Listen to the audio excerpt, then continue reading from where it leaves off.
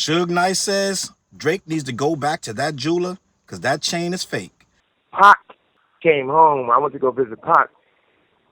And when I got Pac out, he came home, and we was going somewhere at the time. He said, "Oh, I can tell all your niggas, they all got those death row chains." I'm like, "Shit, I'm going to make you one." He was like, "Shit, you my big bro. Let me wear yours. That's more important. I don't want a first one. I want to wear the one you got." So my death row chain at the time was full of diamonds on the chain and full of diamonds on the bezel. Pac came home and got that chain. Not after Christmas, not after New Year's. He already had it.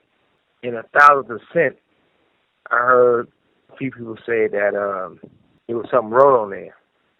One shit wrote on that chain, or the charm. Definitely not the chain, but the charm. On the back, it wasn't nothing. And it was one of the best jewelers in California. And now, if Drake bought that chain, Drake should go back and keep their drawers up their ass. But if Drake really trying to do something out of Tupac, he should get at a motherfucker who really fuck with Tupac all the time, still today. When it's all said and done, that's not a Tupac chain. That's not a death row chain.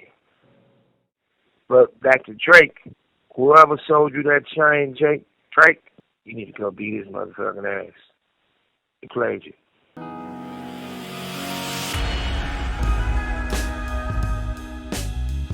What up, words? Your boy Charles Brown back again talking facts. Hit that like button, hit the subscribe, hit notification bell. Keep sending those cash apps to CLBMG. Join the membership gang. Listen, we know that Suge Knight can weave some tall tales. We also know that in between those weeds and then those tall tales, there is a lot of truth. So it's a mixed bag when you speak to Suge Knight.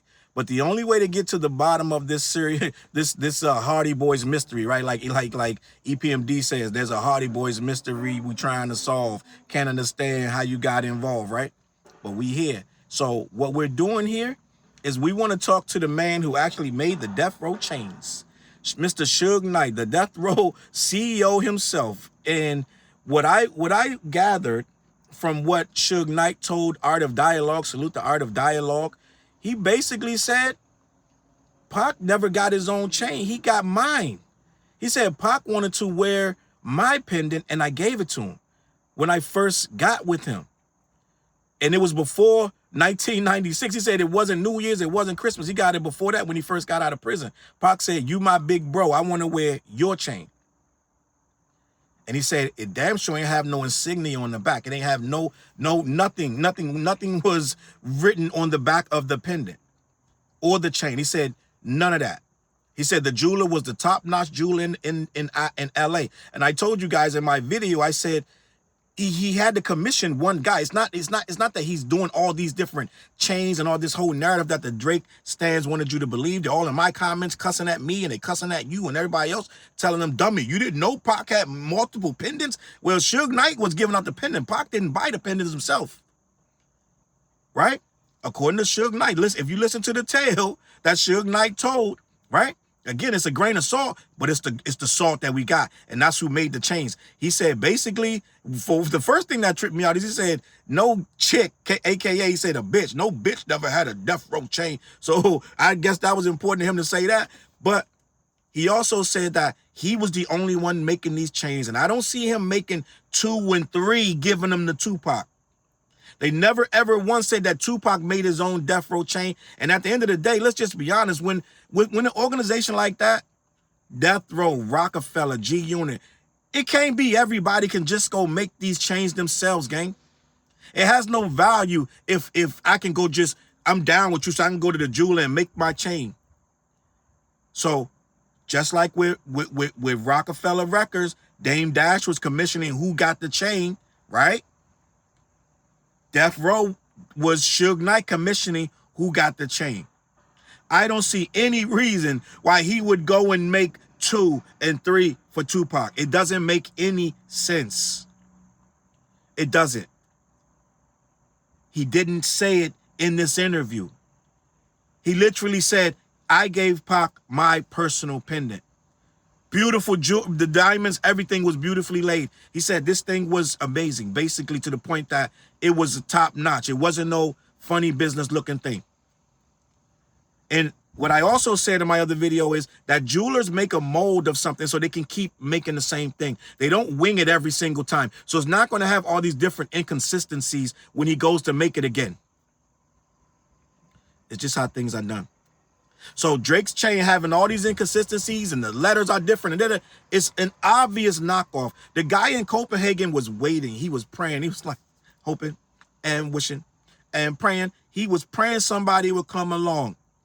They probably seen Drake through the window and changed the price tag on it. Just gonna be honest. He probably had that thing for 200,000. And he said, who? Drake? The rapper Drake? Oh, yeah. We're gonna hit him for 5. He gonna bite. We gonna tell him 6. He gonna talk us down to 5. We're gonna say, you know what? For you, 5. Sold. He got him. He got him back, gang. Drake has been making awful decisions. Suge Knight just literally told us, I didn't write nothing on the back of him. On why would I write that on my Let's say he did write something on the back. He wouldn't have wrote that. He wouldn't have wrote All Eyes on You, 1996. He sat there and told you he got the chain before that. He has no reason to lie on Kendrick. I mean, to lie on. He has no reason to lie on Drake. He has no dog in the fight. He literally said, Drake, you got the wrong. Somebody like Suge, he would sit there and try to get something out of Drake. He would sit there and try to finesse him like, yo, I can tell him whatever if you give me a bag, this, that, and the third. He like, nah, I'm just gonna tell what happened. I gave the chain off my neck to Tupac. It didn't have no writing on the back. The chain that Drake bought, but see, Drake hasn't been thinking clearly for at least a year. He's been doing really, really poor decisions, and this is one of the worst decisions he's made, even worse, in my opinion, than the lawsuit. The lawsuit destroyed his credibility, but they can at least still fight and try to hold their head up and navigate the lawsuit, saying, yo, it's against UMG, da-da-da. Ain't none of this. Ain't no defending this.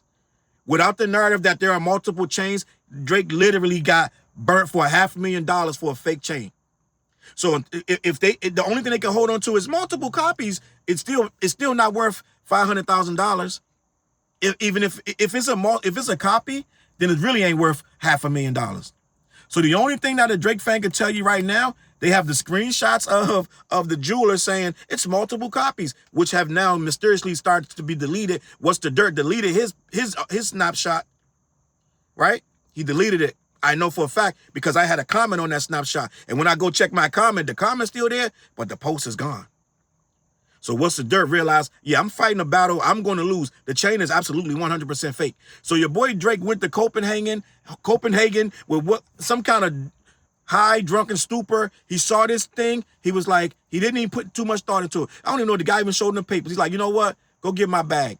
I'm getting this right now. You say it's legit? Then it's legit.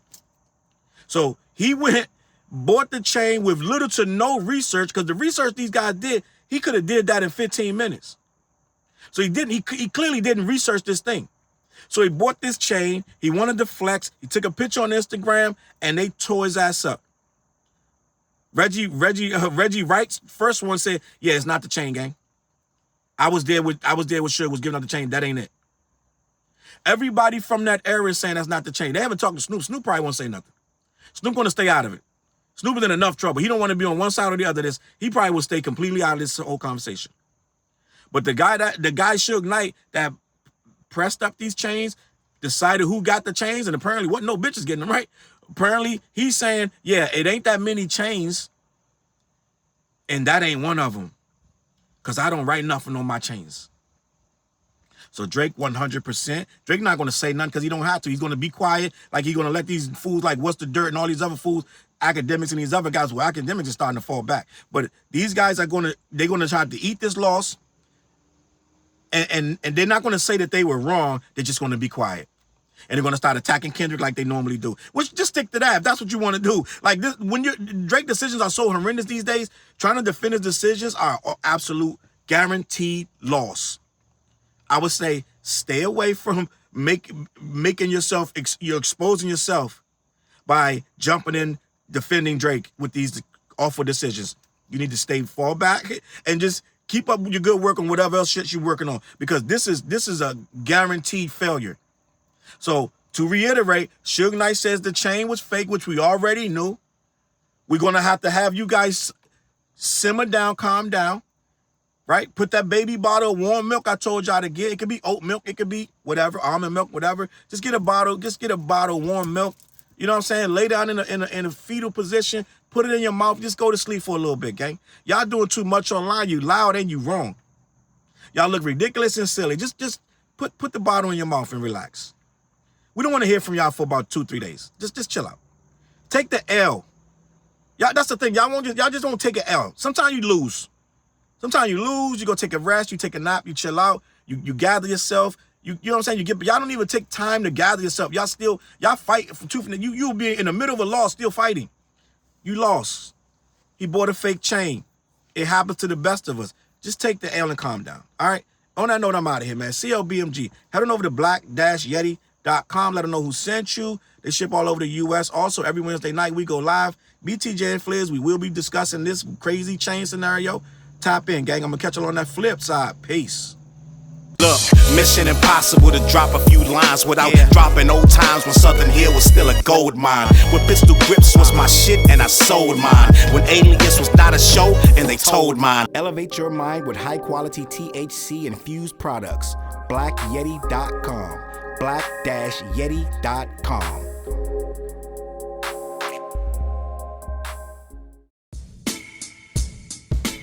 CLB. Get my coat, get my sheepskin, grab my wallet, get my pocket knife, and get that hat right there. We out. Grab my pocket knife too. Let's go.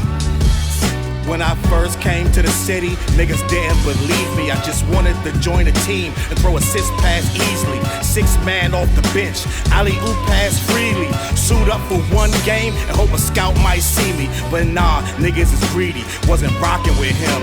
Unplugged the scoreboard, put a lock on the gym. Told me to power forward, point guard at the rim. And left me with no center and a ball full of phlegm. Not knowing that I'm a dog, a Rottweiler within. With the heart of a pit bull that don't bark for pretend. My bites cut deep, break the bone and the skin. With the level of hustlenomics you do not comprehend. So first I took a block down on the west side end. And then secured a spot with some goons and some kin. And then sent out some flyers, let the games begin. And in 6 months time, the city like that's him. Oh,